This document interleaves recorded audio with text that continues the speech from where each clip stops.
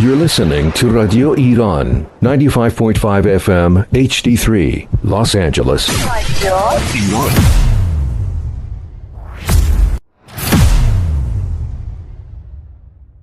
Hello. Hello.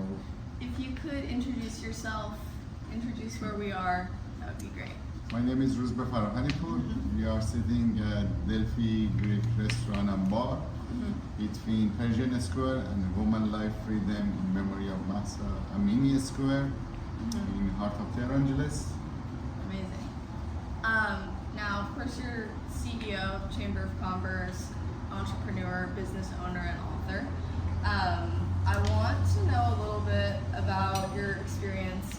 You came here after you were detained at a student protest in 1999. If you could just talk a little bit about that experience. I was one of the leaders of that uprising. Okay. At that time, I was leading one of the main opposition party against the Islamic Republic. I got arrested. The IRGC attacked my home. They broke the door. They shot, arrested me and 12 other members of my groups. And they took me to Tawhid prison. I got a death sentence. I escaped the country. And I came here in 2000, end of 2000. Now you've spent most of your life outside of Iran, more of it than you have actually lived there. What do you think, you've kind of made your own home, I'd say, but if you could talk about that split. When I came to Westwood at the beginning, I feel like I'm gonna be here for a while. I'm not gonna stay for the rest of my life.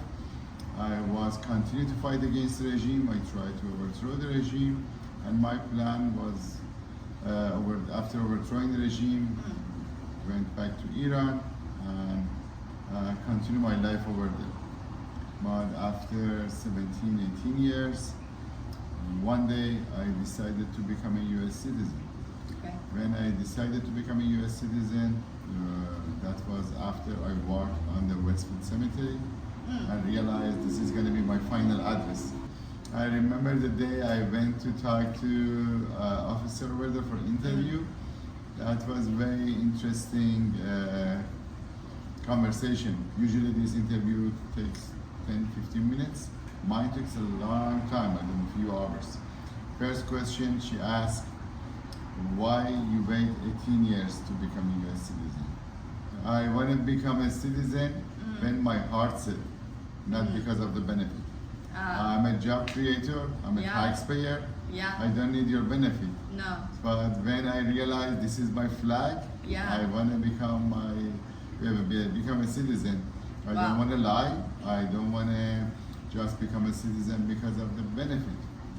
She said, okay, and she started continue question answer, get to the page, have you ever been in jail? Yes. Have you ever tried to overthrow any government force of gun? Yes. Everything, yes. And she said, in 32 years I'm sitting in this chair, nobody said yes on these questions. I said, I don't want to lie, I told you, that's just Google my name, you can realize. And then another question was interesting. She said, you could chase your citizenship because you married a citizen woman. Yeah. And that was way more easier path. So that I don't want my child realize and think I married his mom because of the citizenship. I chose to follow my own path through the political asylum. So at the end she said, I convinced, but I cannot approve you. I need to send it to supervisor. Okay. Sure. Finally, I become a U.S. citizen, and nothing changed on my life. I'm not here to copy and paste my culture, bring it here.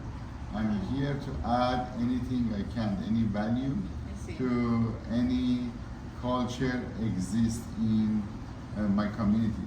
As a matter of fact, when I took over this place, that was a Greek restaurant. Yeah. I remember one of the Persian media, they wrote an article, Roozbeh opened the Greek restaurant to remind Persian Alexander the Great burned Persepolis. But I said, I'm not here to replace the existing landmark of the Westwood.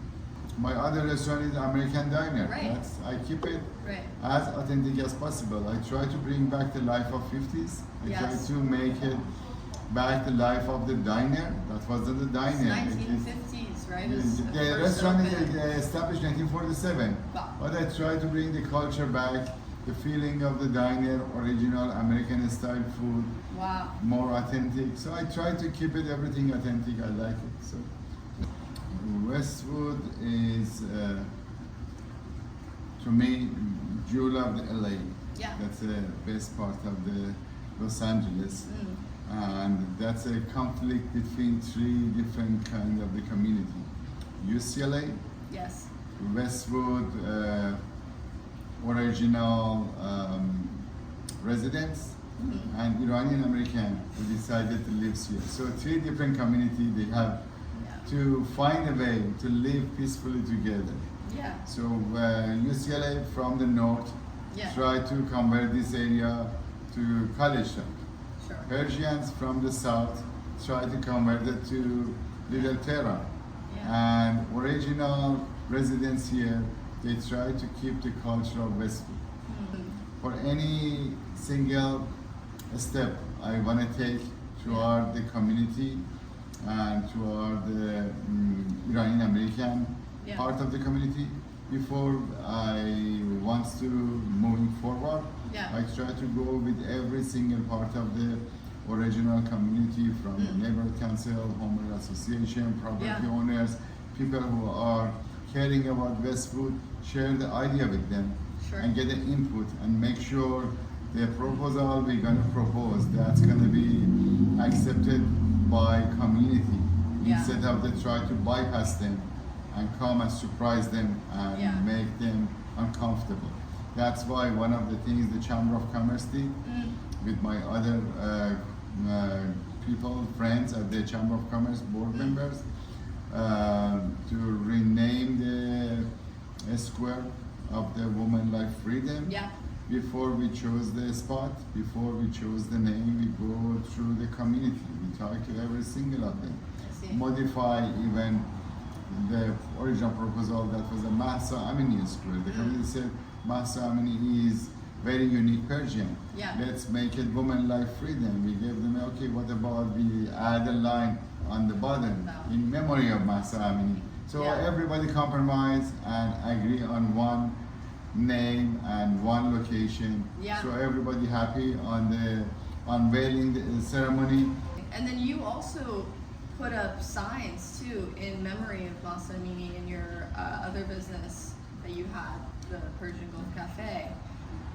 What, I guess, gives you the courage to do that publicly? Because a lot of people will not. A lot of people will not, put signs, or if it's going to endanger any business, they won't do it. You know what I mean? Couple They'll of do times we had a break-in. We shut the In door with the 2022, bullets. yeah. We shut the door with the bullets, vandalized the business. We're facing a lot of the issues.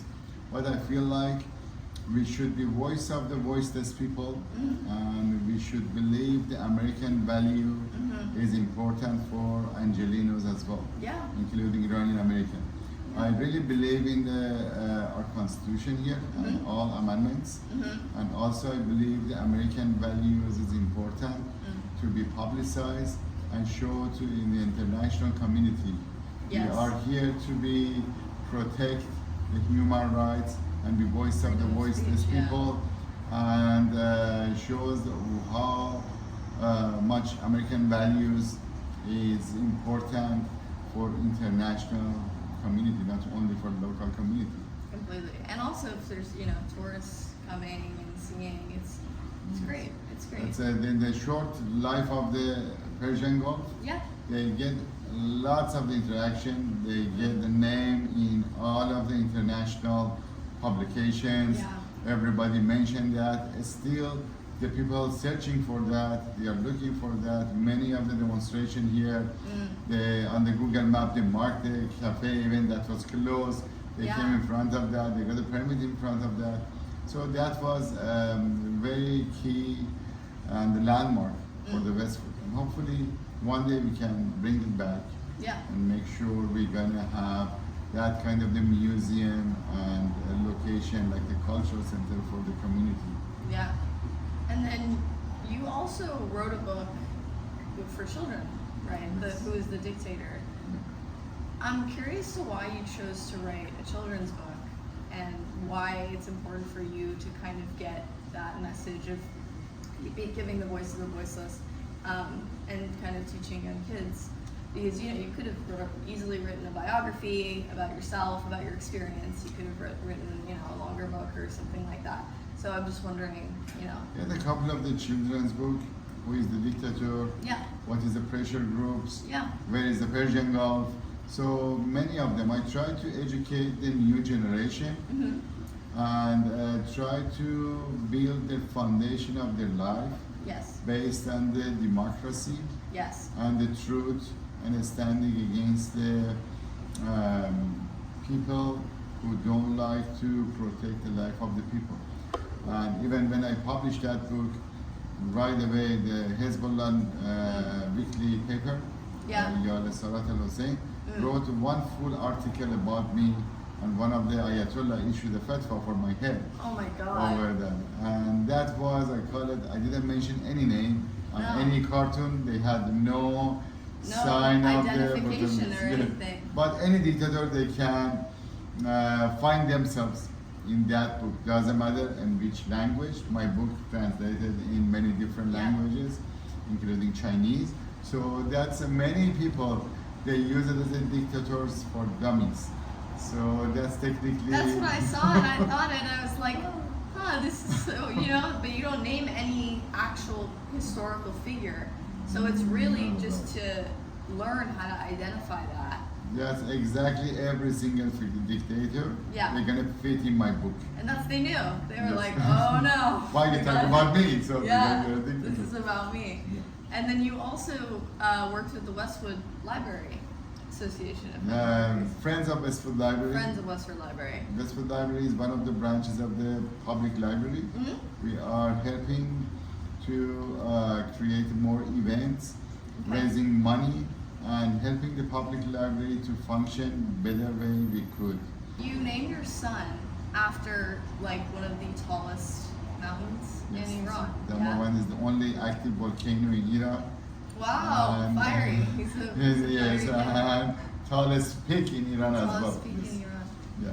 How are you, I guess, looking at, the new generation of young American Iranian kids and your own son, and what do you think is important for them to kind of, continue here? I feel like that some of the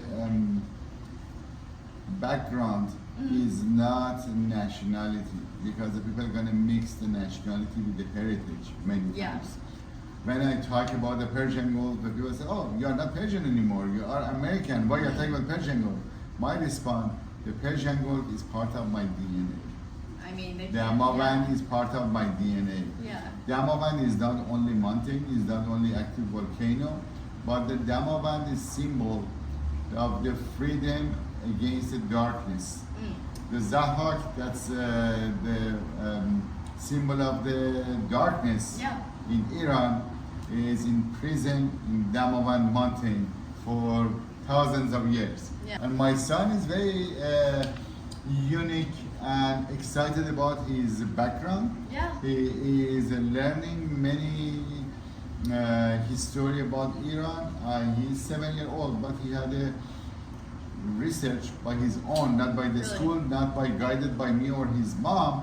He go find entire history of the flag of Iran. When he saw the difficulty and issue between the Lion and Sun and current flag of the Islamic Republic, he just tried to figure out himself and research and go back to the Café and Rafsh, and he tried to even draw them with his own children's style, drawing and painting, and he knows exactly which flag is belonging to the which destinies. And now he realized he picked the Lion and Sun, gonna be favorite flag of the Iranian flag he believed. And also he believed his own American flag as well, because he's American. But he is fighting to promote the American values by his own age. I love that. That's incredible. And then when he asks you about, your childhood, your experience growing up in Iran, I guess, cultural memories do you have that you return to and tell him about that he's most interested in? He wants to know mostly about my activity and my leadership role. Yeah. And why I was imprisoned as a child, and what was the issue between me and the Khamenei and the regime. It's confusing. A kid hears, you went to jail. Why were you in jail? Very interestingly, he is researching about the Khamenei, about the Mujtaba Khamenei. He realized he don't like the regime. He want to make sure he wish for the freedom of Iran. Iranian people should be free. One day he want to go back as a tourist in the Damavand mountain. And I remember one of the times I spoke at one of the rallies in Westwood. I took him with myself on a stage, and he can have experience to see the big crowd. What it's like. Yes, and he was excited, and I talked about that darkness. If you want to even kill us, you can kill the flower, but you cannot kill the scent of the flower and the aim. You can eliminate our generation. What you're going to do with the next generation? Yeah. The freedom never stops, and always the people are going to chase their path and their genes. So I feel like that's a good thing the kids learn. Curiosity about, yes. too, about themselves. And they need to know they shouldn't be silent against the people. They are part of the darkness. How do you navigate your relationship now with a country that you love, but you can't freely really return to? Yes, I'm looking towards the future of that. After I stepped down as my role as a leader or activist, I become a mentor. I try to become a mentor. I show the roadmap for the new generations. Yeah. Not only here, the people in Iran, I'm talking to them as a certified civil disobedience trainer. I train many people during these years. Wow. And I try to show the roadmap, how they're gonna make themselves free. But to me, this is my home. The Westwood is my home. At the end, I love one day I go back to Iran as a tourist. I check the places, I have a memory. The museum, I donate to them before. When I was there, I go check it out many places. The most beautiful and memorable night I had in Iran, that night I was with the Ferdowsi, in the Ferdowsi tomb, and I sleep inside the Ferdowsi tomb one night. So I want to go back, check it out, those days, the places I have a memory of it. I want to show Damavand mountain to Damavand. And I want to swim in the Persian Gulf again. I want to go try the food at the Caspian Sea. So that's the dream as a vacation. As a vacation. As a vacation. I don't want to have any political role in the future of Iran. Okay. I don't want to be active. I feel like almost half of my life I was here. I'm totally disconnected with the needs of the people over there. But I can be a mentor for them. I can help them as well as I'm helping many freedom fighters other parts of the world, from Egypt to Bahrain to Syria. Anybody reach out to me if I can, I help them. I show them a guidance, try to draw the blueprint for them. But I'm not on the position or decision to go back to Iran permanently. So I like to go visit it maybe as a tourist. See the extended family or whatever. But sure. Thank you so much. Really appreciate it. Of course.